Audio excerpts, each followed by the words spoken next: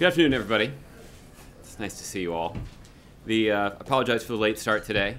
To paraphrase Chris Tucker in a cult classic, it's Friday, and we've got a lot of stuff to do. So, with that, Nedra, you want to get started? Yes, I'll get us started. Is the White House concerned now that we've learned that Hillary Clinton sent email on her private server that's been classified, that there's a problem here and that there could be more to come? Nedra, as you know, the State Department, following through on their promise, has publicly released the emails that have been previously submitted to Congress in the context of their ongoing investigation into the tragic events of September 11th, 2012 in Benghazi.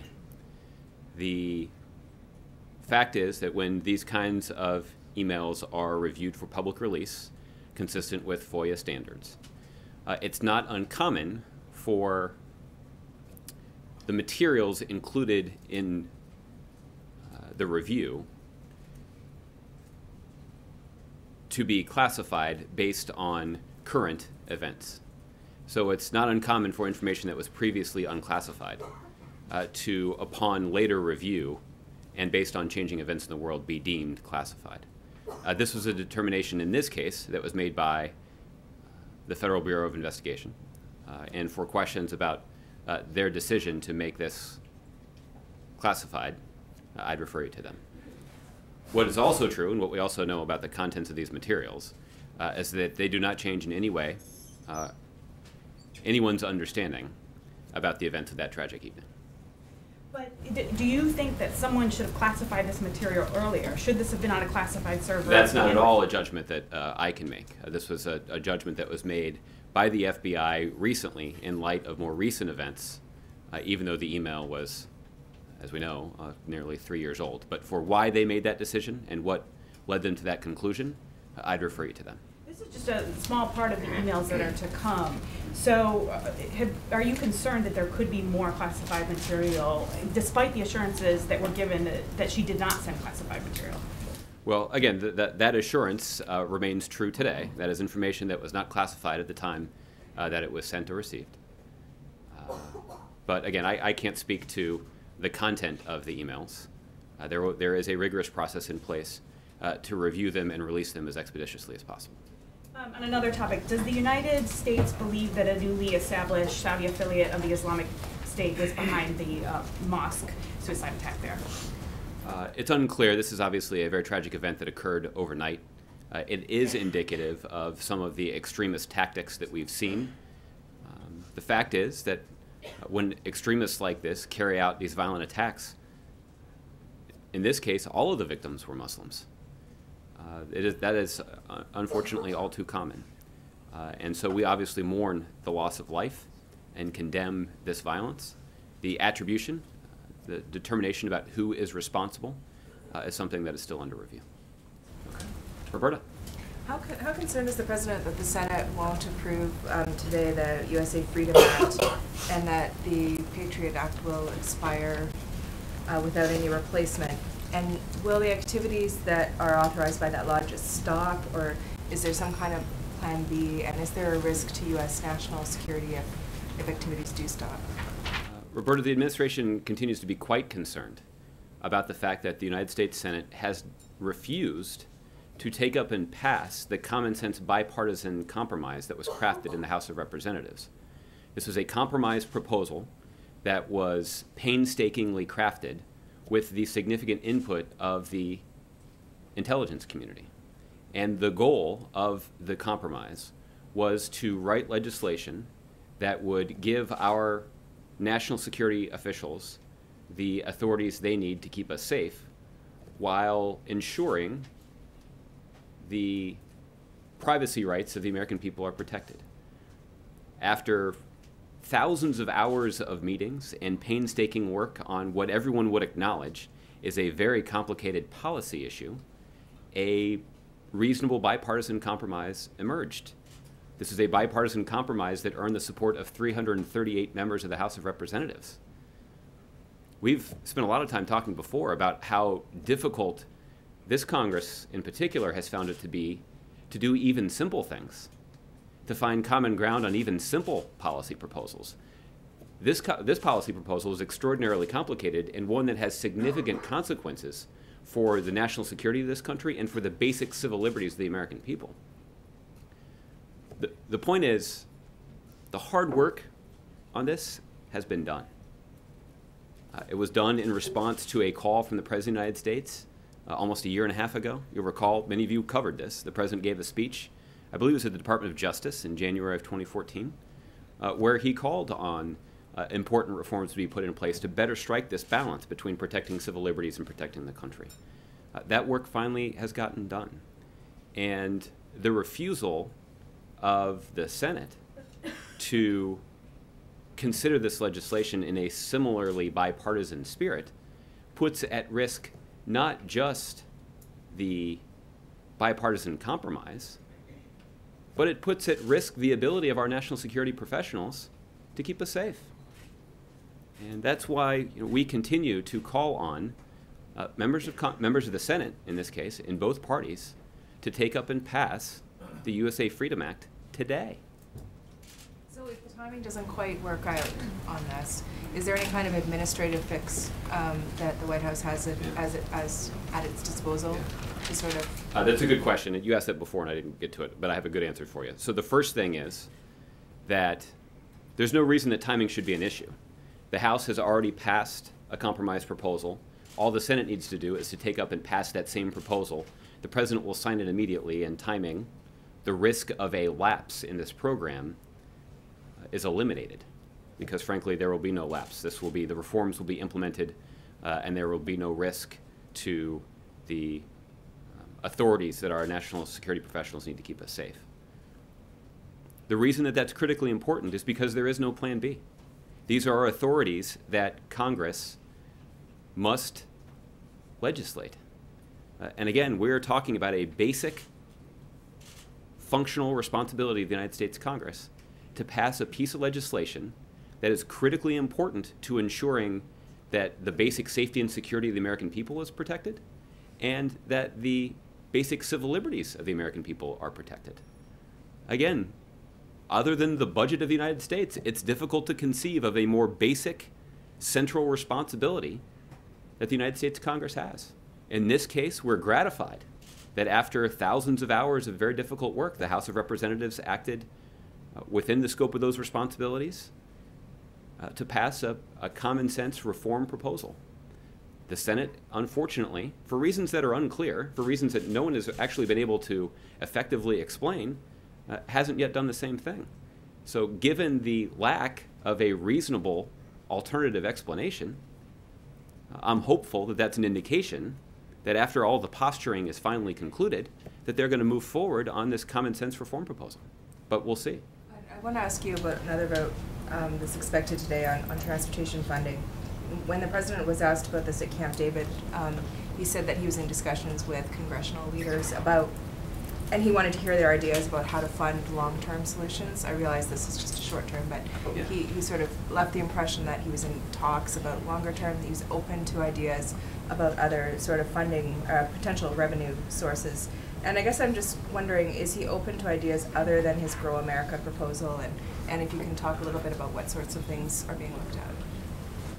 Roberta, the President has routinely and consistently indicated a willingness to try to find bipartisan common ground about the best way to ensure that we're making the necessary investments in our infrastructure. That's critically important to preserving the near-term momentum of our economic recovery. It's also critically important to the long-term prospects of economic growth in the United States of America. We put forward a proposal that we believe makes the most sense, which is closing some loopholes that only benefit wealthy and well-connected corporations and using the revenue to invest in the kind of infrastructure that benefits everybody. In our mind, that's a pretty common sense proposal. There are members of Congress in both parties that have a variety of other ideas, and we're open to consideration of those ideas, and there have been conversations that have taken place between senior members of the President's economic team, both here at the White House and at the relevant cabinet agencies, with Democrats and Republicans about trying to find a way forward here. I don't have much progress to report, unfortunately, at this point. That's why Congress appears poised to pass a short-term extension. That's no way to run a government, but unfortunately, it appears to be the situation that we're facing now. But what all the Congress can do is pass a short-term extension, we're hopeful that members of Congress will use that short-term extension to negotiate something longer term. After all, you hear regularly from Republicans about the benefits of certainty, the economic benefits of certainty. And in this case, economic benefits of certainty in terms of our infrastructure investments would benefit the job market and the economy in communities all across the country.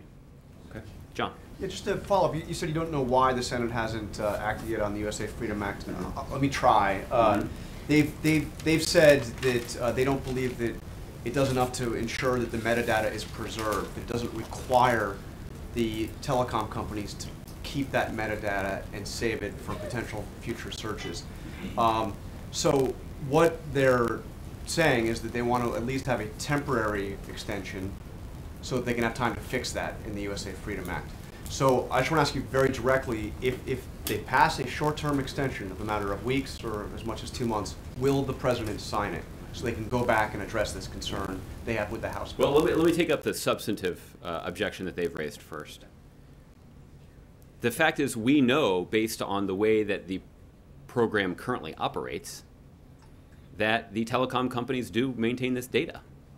You also know, based on the fact that you receive a cell phone bill every month that lists the time, duration, and phone number of all the calls that you've made over the course of the month, just to cite one example, that telecom companies are saving this data, that they do it already. So you're confident that they will save all of the metadata, not just your phone call, but all of the metadata, and they will do that for a period of years, which is what is envisioned? At this point, there's no indication that they won't. But no guarantee that they will, though. But if there were concerns that they weren't going to, then I feel confident that our national security professionals would assess that situation and come back to Congress if they felt it was necessary for Congress to pass legislation that would compel the telecom companies to take action. Right now, there's no reason to think that that's necessary based on their longstanding practice. So would the president, if it comes to it and they can't pass this, will the president sign a short-term extension? Well, let me raise the second substantive objection that was sort of molded into the first part of your question, which is this question about a transition period.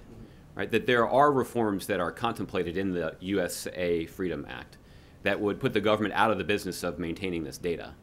And it would require a transition period. I think it's described in the legislation as an implementation phase that would last for 180 days. So the fact is there already is an implementation phase. So if there are these longstanding concerns that, well, that raises another question. If this actually is a longstanding concern from some Republicans in the Senate, why are they waiting until the last day to raise it? Right. I mean, we've been talking about this for a year and a half. No, it's all a good question. But I'm just asking a simple question. If they politically they can't get 60 votes for the House bill, will the president sign a short-term extension? Well, the fact is, it's not clear to anyone that the short-term extension would get 60 votes in the Senate.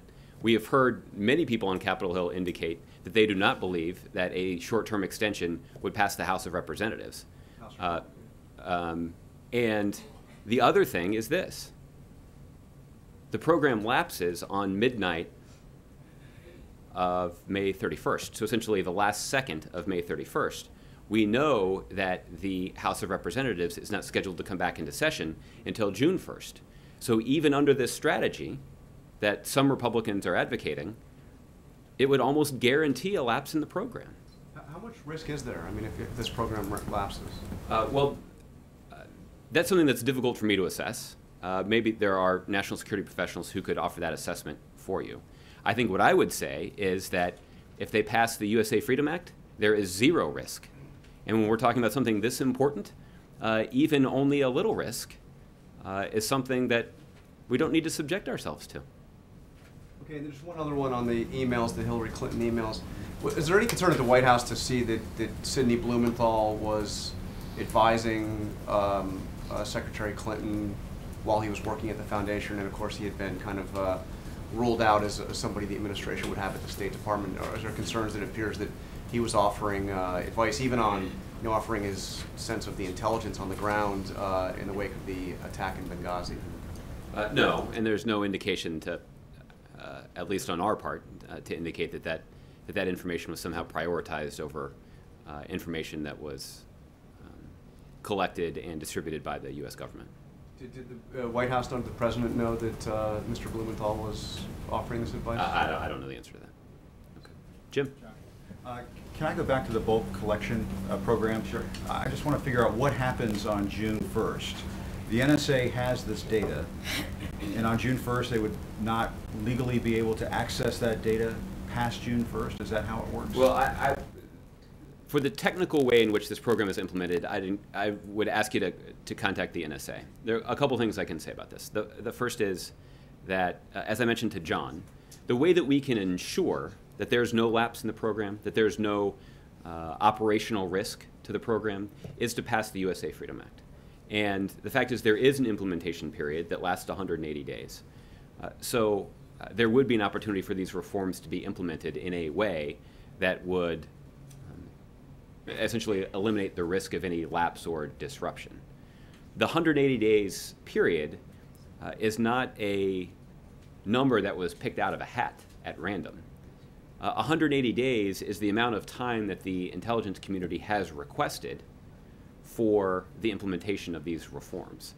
And what the President has indicated is if, for some unexpected reason, it becomes clear that more than 180 days is necessary to successfully implement those reforms, the administration, with the backing of the national security infrastructure, would go to the Congress and seek additional time.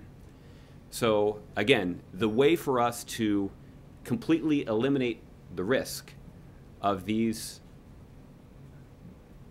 critically important national security authorities from lapsing is to pass the USA Freedom Act.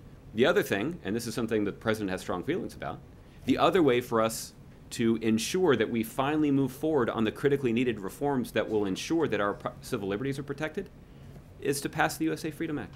So we can do both. And again, I haven't heard a rational, satisfactory explanation for why the vast majority of the United States Senate, Democrats and Republicans, won't do that. The last thing that I can tell you, and the NSA can give you some more details on this, and this goes to some of the details in terms of the way that the program is implemented. The kinds of programs that we're talking about here are not the kinds of programs that can be started and stopped with the flip of a switch. It requires time. That's part of what the 180-day implementation period is about. But what the NSA has said publicly is that if there is no indication that Congress will be able to successfully reauthorize these authorities by the end of the day today, that the NSA will have to begin taking the steps to unwind the program, because they need to be sure that they're in compliance. The authorities, by legislation, are slated to expire at the end of the month. And again, that's not just the flip of a switch. They have to begin taking steps now to dismantle the program. All the more reason it's important, as I mentioned earlier, for the United States Senate to vote today to pass the USA Freedom Act so that the President can quickly sign it. Can I go back to the President's speech earlier today? He was reassuring the Jewish American community, and I suppose a lot of Israelis, that America has Israel's back. And a big piece of that is Iran, obviously, an Iran nuclear program. I guess what I'm curious about is, with respect to what's happening in Iraq right now and ISIS, it seems that you're in a situation where you're trying to reassure Israel, Jewish Americans, that you're going to keep Iran in check over here when it comes to their nuclear program. But in Iraq, it sounds as if the strategy is going to increasingly become reliant somewhat more on the Shia-backed militias, which most experts will say have some Iranian influences. And so, can you talk a little bit about how that is a difficult position to be in? Do you find that to be a difficult position to be in, where you will be relying somewhat, when it comes to your strategy in Iraq, on militias that have some Iranian backing? Well, Jim, what's clear in... Feel free to attack a piece of that premise. No, I think it is fairly I understand laid the out spirit of logically. I understand the spirit of your question. I think there are a couple of relevant facts. The first is that the Prime Minister of Iraq is a Shia Muslim. The largest neighbor of Iraq is Iran. We would expect that Iran and Iraq would have a relationship. And we've acknowledged, and I think the Iranians have been pretty clear about this, and it's understandable. They don't have any interest in seeing ISIL carrying out these terrible, heinous acts of violence in a country that is on their doorstep. What's critically important, though, is for Iran to respect the sovereignty of their neighbors in Iraq. And that's why this administration has gone to great lengths to build up and support the central government of Iraq, led by Prime Minister Abadi, primarily because he has indicated a commitment to governing that country in a multi-sectarian way. And what we have said is that the United States will not coordinate militarily with the Iranians, but what we will do is we will support the multi-sectarian force in Iraq that's fighting ISIL, as long as it is under the command and control of the Iraqi central government. And that is the principle that we have applied with some evidence of success. This was exactly the formula that we used in Tikrit. There was a lot of concern about ISIL being dug in Tikrit and repelling the advances of some Shia militia in Iraq. And the United States and our coalition partners came to Prime Minister Abadi and said, if you will mobilize forces that are directly under your command and control, we will back them with air power, and we have reason to believe that they'll be more effective on the battlefield. And that's exactly what happened. Within a day or two, that multi-sectarian force was able to drive ISIL fighters outside of Tikrit. That is a formula for success. Now, each situation is different, and the Iraqis are working to determine what they can do to build up the capacity of the forces that they have now east of Ramadi, and how they can leverage the assistance of the United States and the rest of our international coalition to ensure that they've got well-trained and well-equipped troops there, and that when they're prepared to go and try to retake Ramadi, that they can do so with the full support of the international coalition, including coalition military airstrikes. And lastly, my third question, and I'll let you go, is you've been saying all week, and the President, I think, indicated in the article with The Atlantic, that ground forces, combat troops are not an option when it comes to dealing with ISIS. Not U.S. ground combat troops. U.S. ground troops. And I just to button this down, I'm just asking you, are you saying under no circumstances will that ever be considered? There's no tipping point where that might be considered. It's a hypothetical, but let me try to be as clear about this as I possibly can. The President has clearly ruled out the use of U.S. military personnel in a ground combat role in Iraq. And the reason for that is that we have an important lesson to learn from the previous invasion of Iraq. That we know that it does not serve the interests of the United States to put our military into a situation like that. So, for example, we know it's critically important and in the clear national security interest of the United States for the Iraqi government, the Iraqi security forces, and the Iraqi people to take responsibility for the security situation in their own country. And they can do so with the support of the United States. But putting the United States military into a situation where they're carrying out those efforts on their behalf, essentially for them, does work in the short term. We saw in the previous conflict in Iraq that U.S. military forces, because of the bravery and professionalism of the U.S. military, that they did have some short-term success in battling extremists and stabilizing the country. But because of the failed leadership of Prime Minister Maliki, that was not a situation that Iraqi leaders were able to capitalize on. The last thing I'll say, and the reason that I'm unwilling to definitively rule out your hypothetical, is we've said the same thing about Syria. That the President does not envision and does not plan to consider putting U.S. ground forces in a combat role in Syria.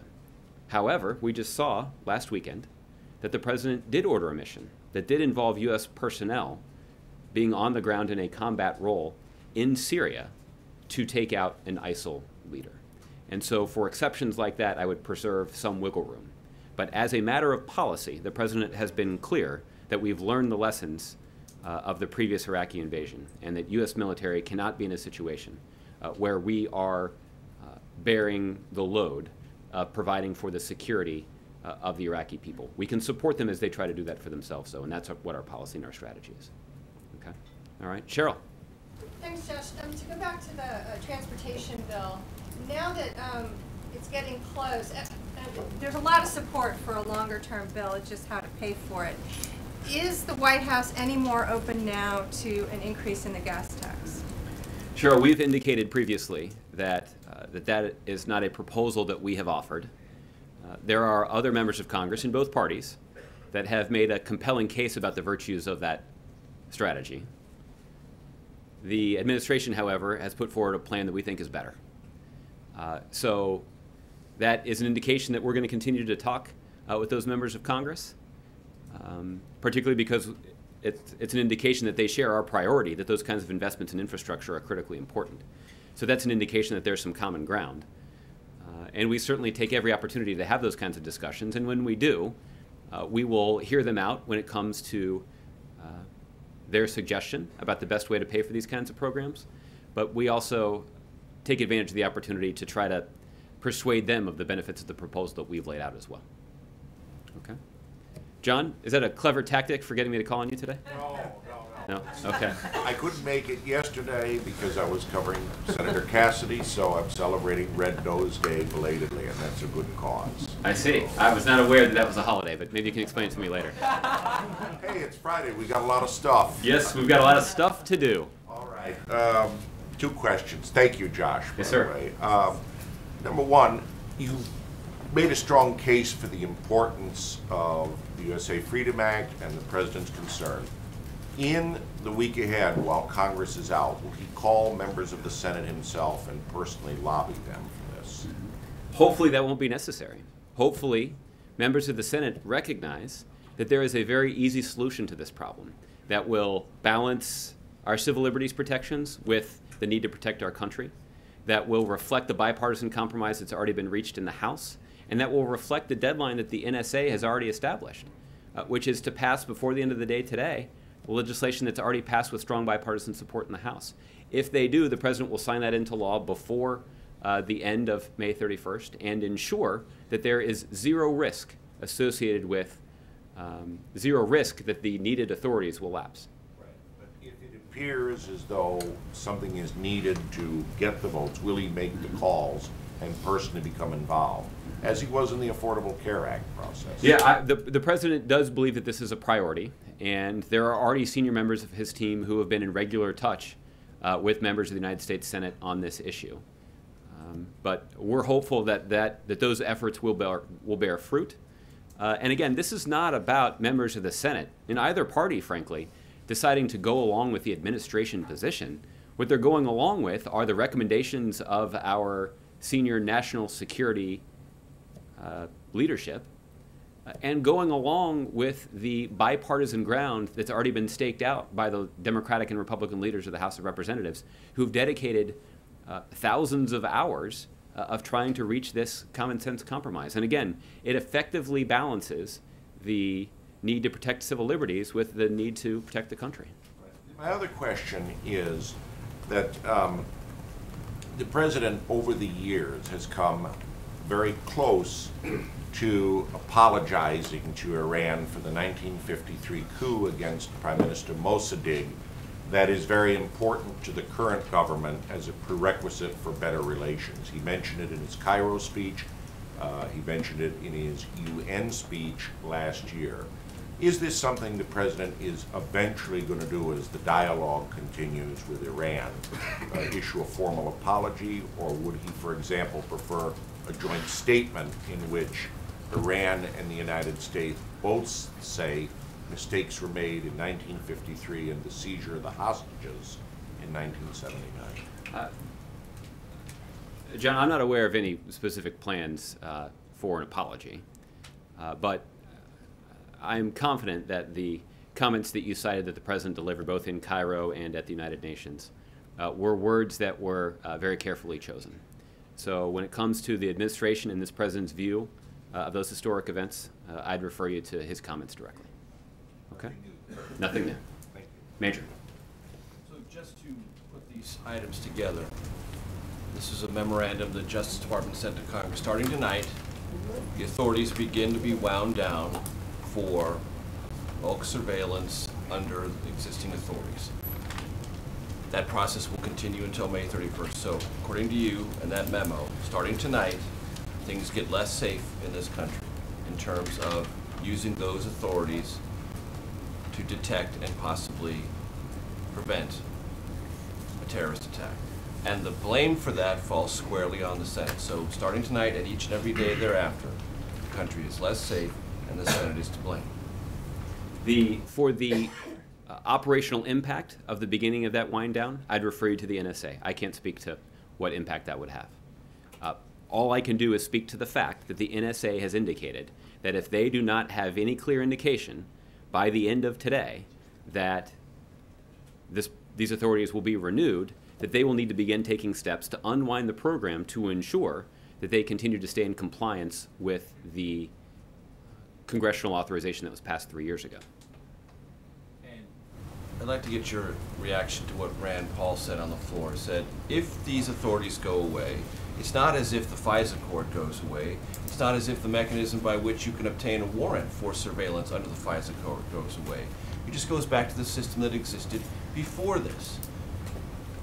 And he believes and asserts there is more than enough security umbrella provided by that system to afford the nation the comfort and the security it needs. Why do you disagree? I disagree, frankly, for a couple of reasons. The first is I rely, and I think the President relies, I know the President relies, on the advice that he gets from his national security team and from the intelligence professionals who are responsible for using these authorities to keep us safe.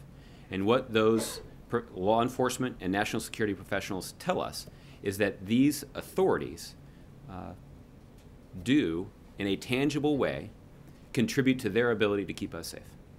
And what the President has insisted upon is ensuring we have a policy that gives those national security professionals, those authorities, while also making clear that we are going to put in place protections for the civil liberties and privacy of the American people.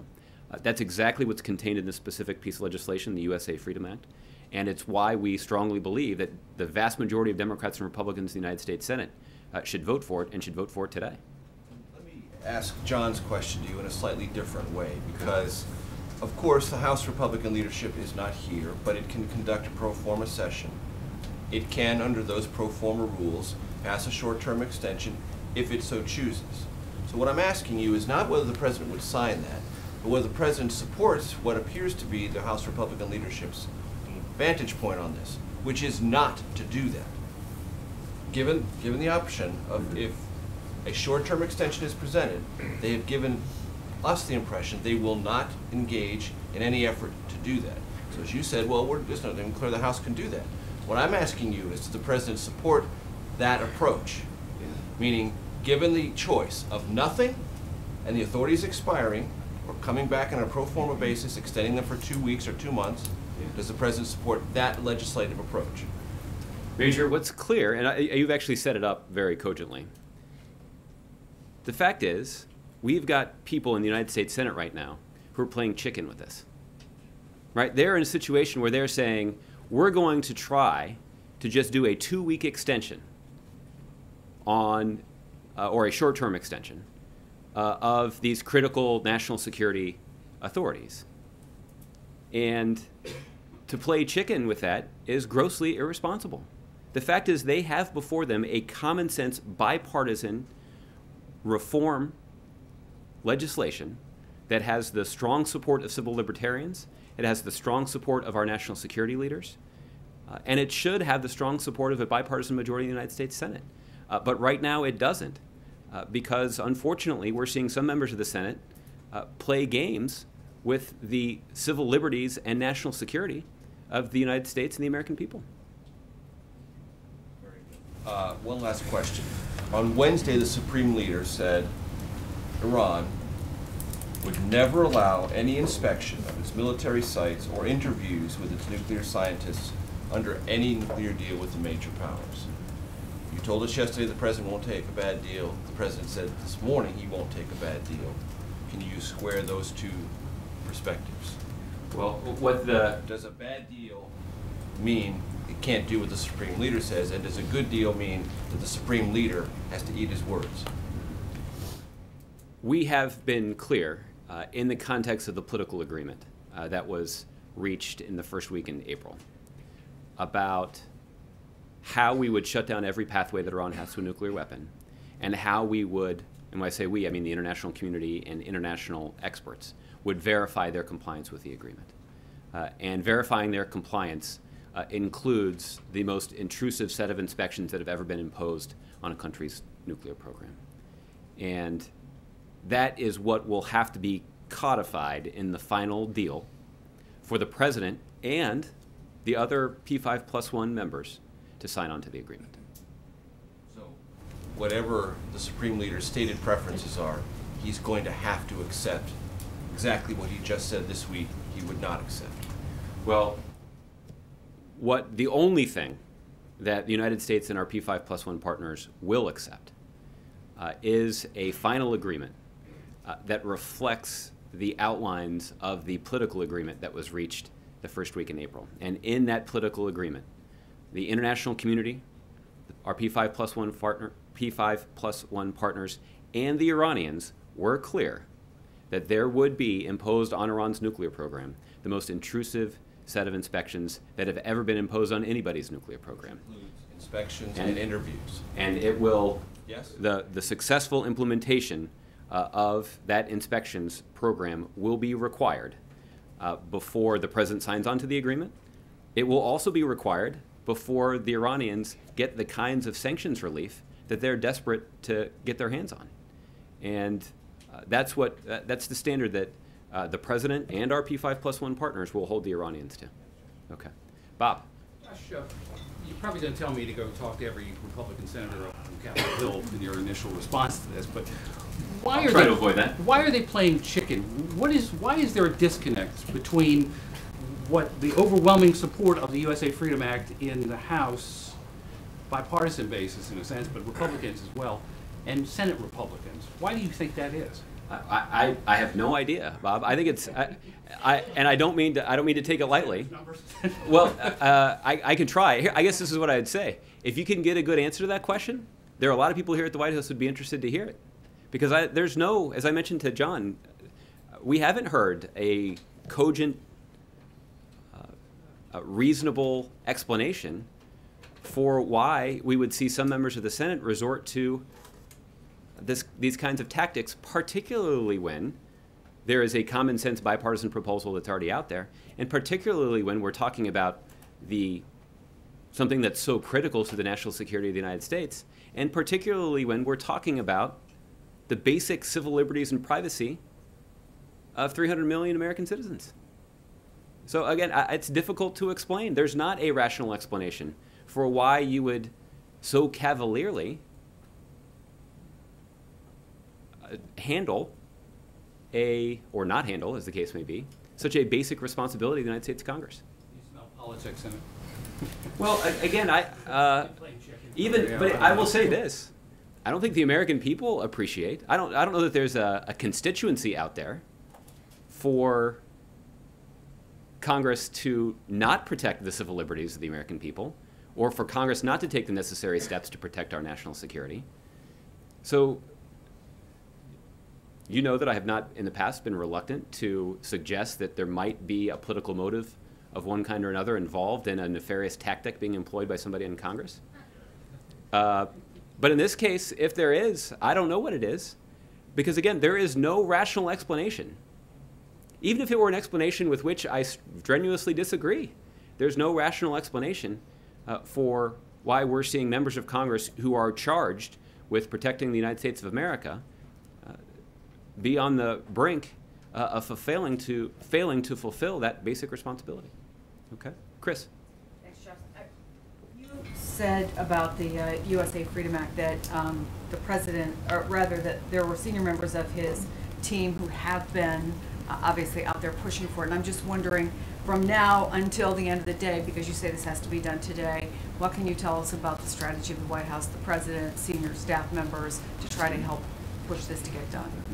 Well, there are, I mean, well, to be blunt, there are a number of conversations between senior administration officials and members of Congress about a variety of legislative priorities that are currently sitting in the Senate today. And this is consistent with the pattern that we often see in Congress, that a lot of critically important issues get piled up right before a recess, and that's no different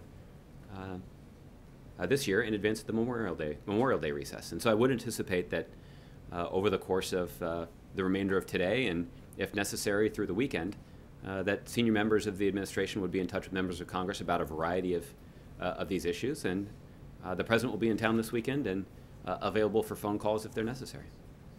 You also said what the State Department said about the Hillary Clinton emails, that they don't change the essential facts of or understanding of the events before, during, or after the attacks, and some Republicans are saying, well, of course they don't, because these were self-selected. And I wondered your response to critics who say, well, this is a process that has not been fully transparent.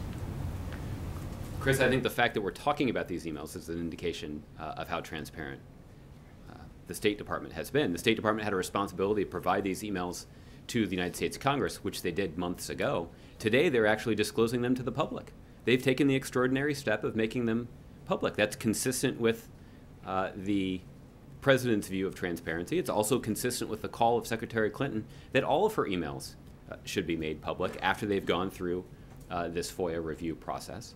And the State Department is hard at work on fulfilling those expectations. So you're 100% confident in the vetting process? Well, I have no reason to not be confident in the vetting process, but I would also acknowledge that I'm not deeply involved in the vetting process. That's the responsibility of the agency, and there are professionals at that agency that I think by virtue of the fact that they're releasing several hundred pages today, that they take those responsibilities seriously. Just a couple quick things, and I know you talked about this yesterday at the briefing about the president's Twitter account and some of the unfortunate things that have been written by folks online. And I wonder if the president has made any comments on that, if you've spoken to him about it. I have not spoken to him about it. And I think you can say that, I mean, I would feel comfortable in saying that they're more than just unfortunate. Some of them are offensive and disgusting, but that they're also not unique to the president's Twitter feed. And we see similar kinds of things directed at the White House Twitter feed. I see similar things directed at my Twitter feed. I suspect that all of you have similar things directed at your Twitter feeds as well. So this is something that we all deal with. And again, we don't have to like it, but it is part of an open society, and it is in the mind of the administration and the mind of the president. It's worth it. This is a valuable tool for us to be able to engage the American public in a legitimate debate and dialogue about priorities that they care about. And that's why we're doing it, and we're doing it in spite of some of the disgusting things that people do direct at the president's Twitter feed. And on a much lighter, much less serious note regarding the Twitter feed, is he aware of the record that he set in acquiring Twitter followers? And has he said anything about it? He is aware of it. I will say that there's a decent chance it might have come up at yesterday's cabinet meeting. And could you tell us anything about that exchange? Not more than I already have. So.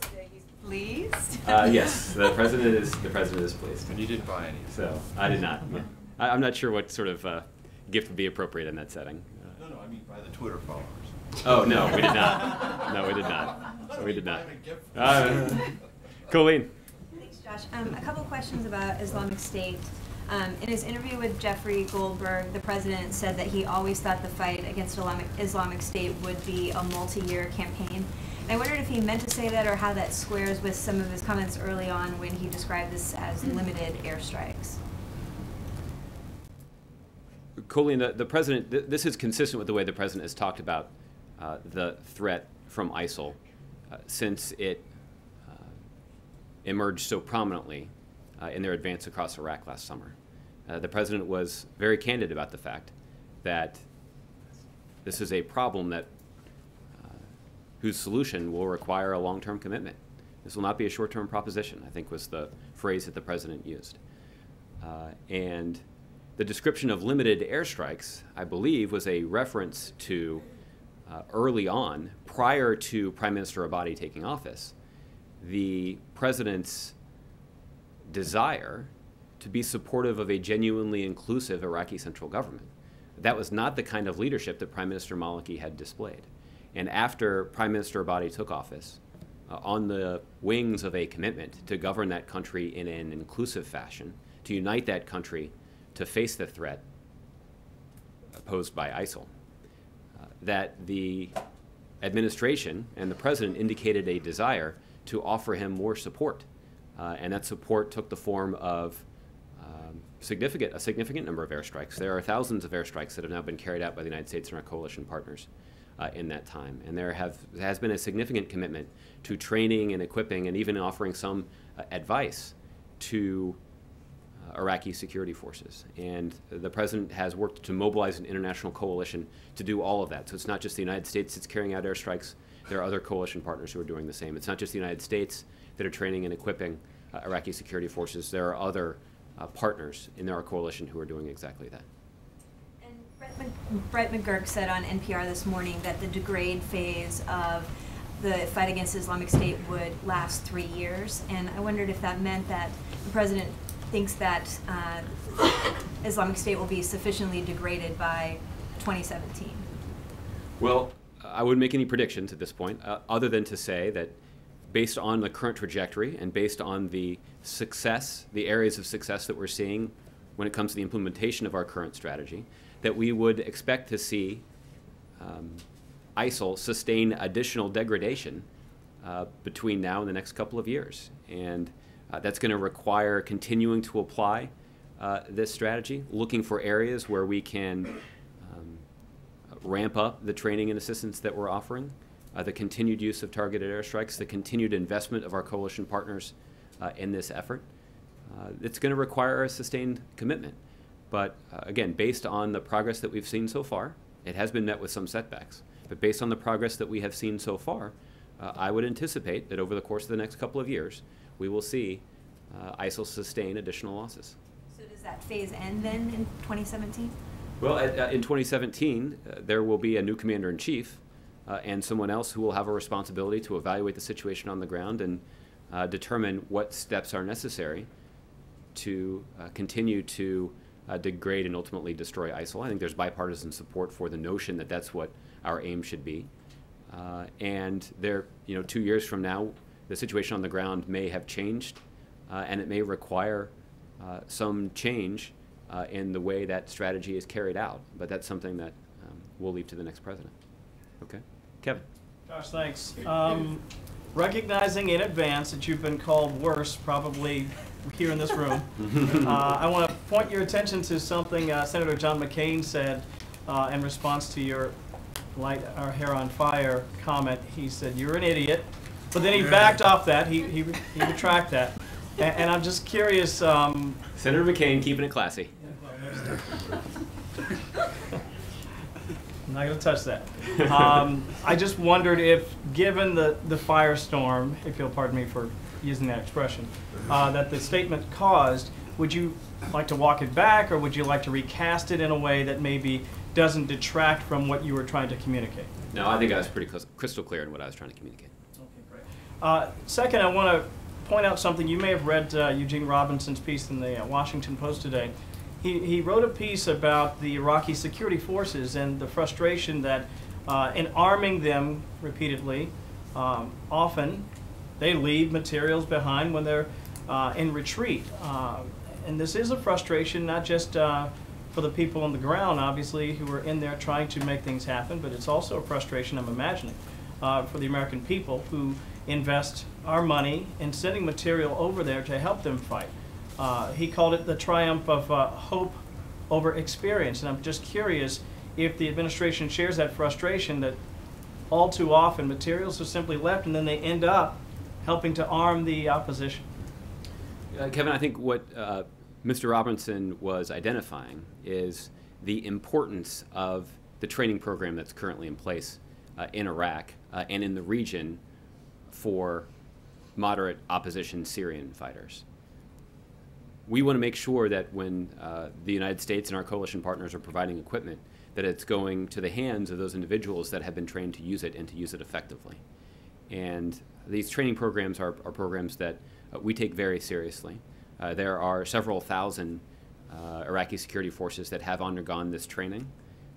And the president, in his interview with Mr. Goldberg, indicated that some of those, that the effectiveness of those soldiers has been proven on the battlefield. And we're working with the Iraqi central government, but also with some of the Sunni tribes and others to train up more Iraqi fighters who will be under the command and control of the Iraqi central government and can take the fight to ISIL in their own country.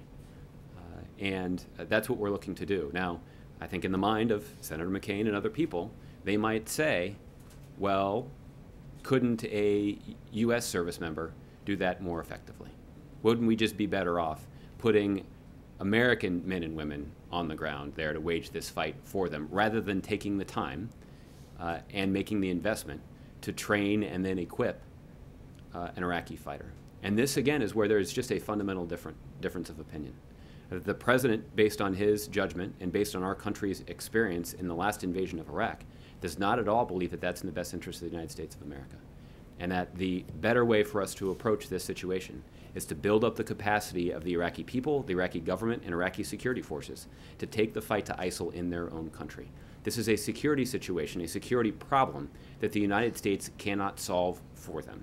What the United States and what President Obama has committed to do is to assist the Iraqi people, the Iraqi security forces, and the Iraqi central government as they confront and try to solve this problem.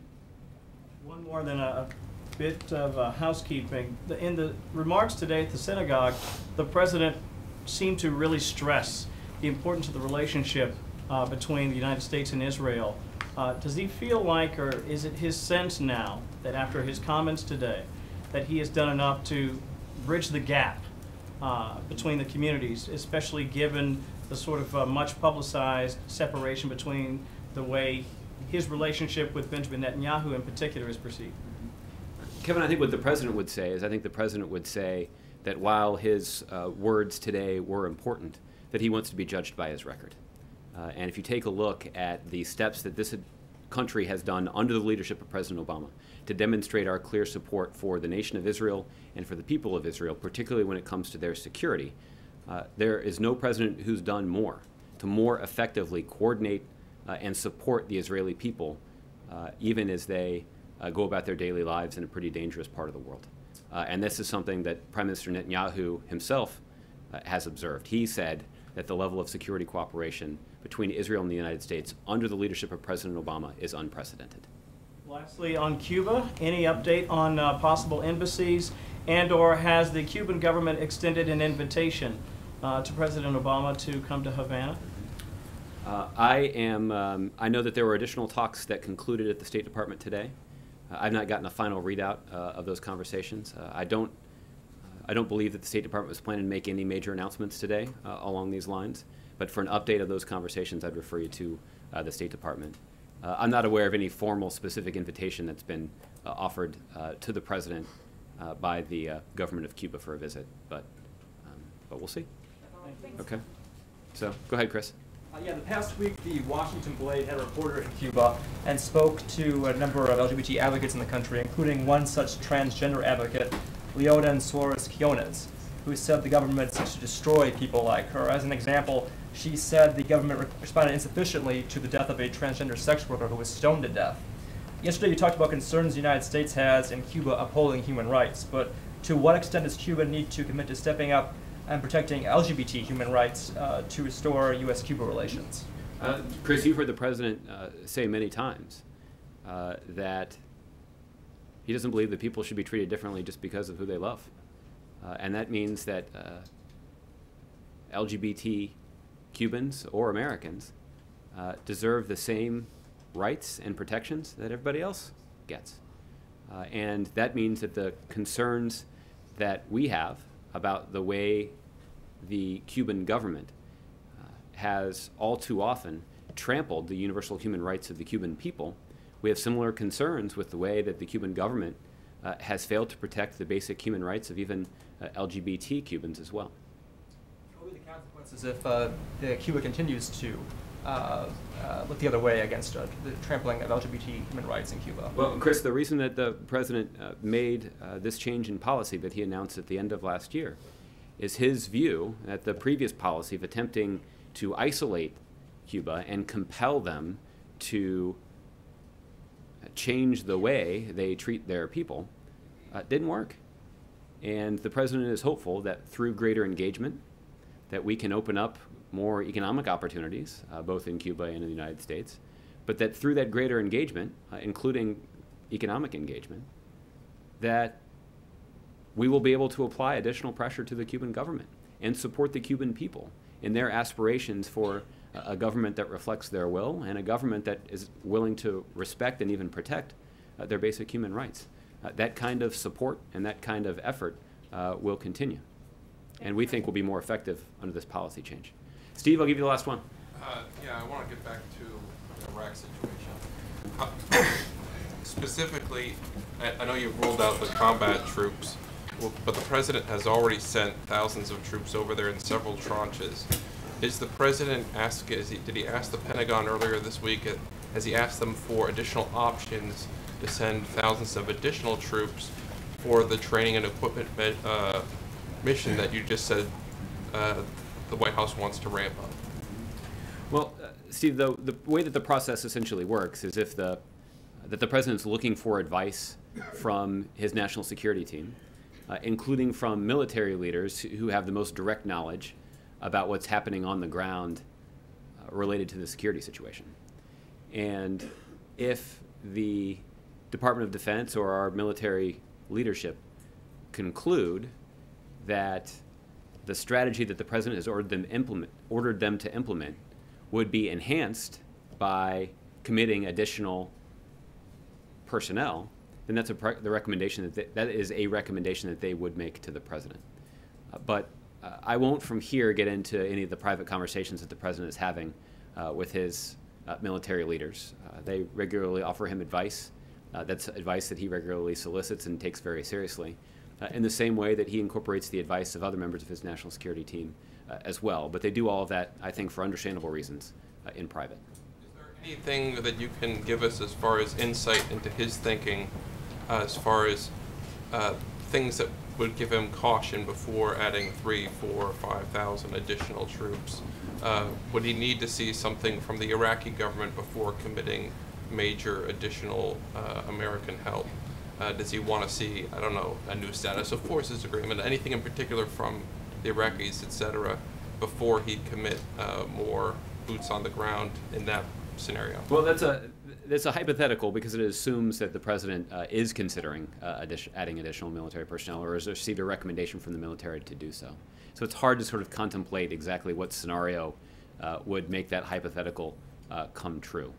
What I'll just say as a general matter is the president takes very seriously the recommendations and advice that he gets from every member of his national security team, including those members of the military. And the president continues to carefully evaluate the situation on the ground in ISIL, to take stock of the areas of progress that we're seeing, but also the setbacks that we're seeing, and is pressing his team to make sure that they are maximizing the opportunities created by the implementation of this strategy to advance our goals and our national security interests. And this is something that the president spends a lot of time on.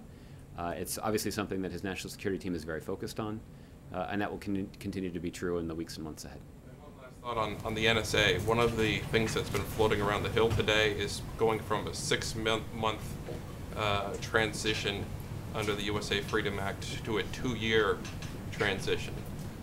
Mitch McConnell has been concerned that that's not enough time, and he wants to make sure that if there is another attack, that we will be able to very quickly utilize these capabilities. Is that something the White House would be opposed to, is concerned about, would strongly urge them not to go down that road today, etc.? We would strongly urge them not to go down that road today, to borrow a phrase. And there are 2 reasons for that. The first is that doing so means that they have altered the bipartisan compromise that was painstakingly reached in the House and would therefore open up the risk that there would be a lapse in the authorities that we know that those members of Congress care deeply about. Because again, the authorities are scheduled to expire May 31st. The House of Representatives doesn't come back until June 1st. Is there a chance that the House could rejigger their schedule to come back? Maybe there's a chance that they'll do that, but there's also a chance that they wouldn't. And subjecting those critically important authorities to that kind of risk is not just unnecessary, it's irresponsible. Let me explain to you why. I think it's evident why it's irresponsible. Let me explain to you why it's unnecessary. There currently is a 180-day implementation phase in the USA Freedom Act. So essentially, the program will continue on to the authorities in this 180-day period while the national security team and our intelligence professionals implement the needed reforms. And again, that 180-day period was not something that was randomly picked out of a hat. It was the time period that the intelligence community said would be required to implement the reforms. Now, I suppose there is a chance that they could end up being wrong about that. If they are, and if it is going to take longer than 180 days, then the administration, with the full backing of our national security professionals, will come to the Congress and say, we thought 180 days was going to be enough. Turns out it's not. We're going to need some additional time. Here's what we need. And based on the comments that we've seen from Democrats and Republicans in the Congress, there's no reason to think that Congress wouldn't act quickly to pass it. So that's why it's unnecessary for them to tinker with the implementation phase. We believe we have an implementation phase of sufficient length. And if it turns out that it's not, then we'll come back to Congress and ask for additional time. Would the president veto a two-year transition phase that essentially kicks this to the next president, who could have a very different view about changing these programs? Well, the president would, for a variety of reasons, because it would subject our country to unnecessary risk. Because it is an unnecessary change in the law, there's already an implementation period that is of sufficient length according to our national security professionals. So, and there's no indication that that is actually a piece of legislation that would pass the Senate or the House, let alone in a timely fashion. So again, there's no good explanation that anybody can offer up about why that is worthy of anybody's time. What's worthy of everyone's time is careful consideration of the bipartisan compromise that was reached in the House with the close consultation of our national security team that accurately reflects the need to balance our national security with the civil liberties of the American people. And again, there's no reason for members of Congress not to vote, members of the Senate, not to vote on this and vote on it today. Okay? Josh, real quick. Yeah. Week ahead. Hypothetical. The president is not considering sending any more trainers, advisors, or anything, and there's no formal recommendation to do so. What I'm saying is that those kinds of conversations are conversations that the president will have in private with his national security team. So he's open to sending more of the kind of forces he has already sent to Iraq. Well, again, I can't speak to the nature of the conversations that they're having. It's unclear to me that that our military leadership believes that that's even necessary at this point. But where the president's going to continue to have conversations with his team to implement this strategy. It's a strategy that has already enjoyed success in some areas. We've experienced some setbacks in others. And we're going to look to try to draw lessons that we've learned from both situations and apply them in a way that will better advance our national security interests. And he hasn't asked for the Pentagon to research that question. Again, if he has, that's something that he would do in private. Okay. I don't have a formal week ahead. There's one element of the president's schedule next week that I do want to make sure that you're aware of, however. Next Wednesday, the president is traveling to Miami, Florida. He will spend the night there on Wednesday night. I believe that there is a Democratic National Committee event that's scheduled for that evening. On Thursday morning, the president will travel to the National Hurricane Center and receive his annual briefing on the upcoming hurricane season that starts on June 1st.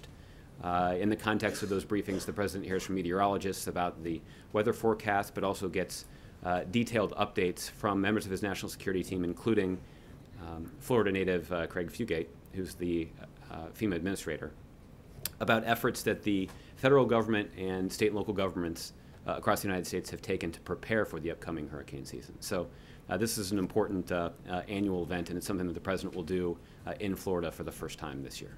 So, All right? Thanks, everybody. Have a good weekend.